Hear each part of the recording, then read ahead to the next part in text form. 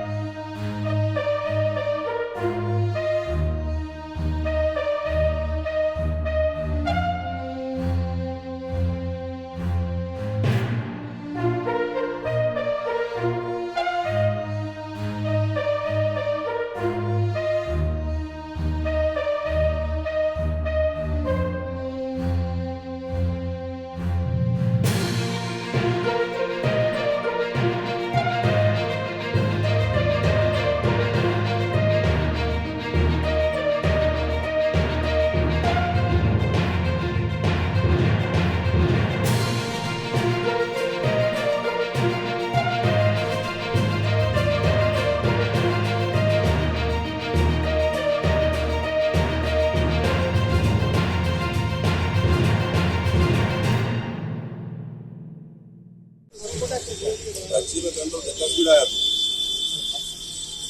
80 kilometre गलती के साथ आया किसको मारा टक्कर?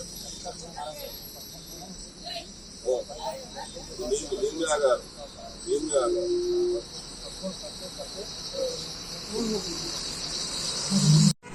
तो mini bus DL 1BC 5079 Valluru శివారు నార్సింగ్ PS వల్లూరు శివారు బస్సు యాక్సిడెంట్ అయిందని తెలియదు. నేను ఇమీడియట్లీ స్పాట్కి వచ్చాను.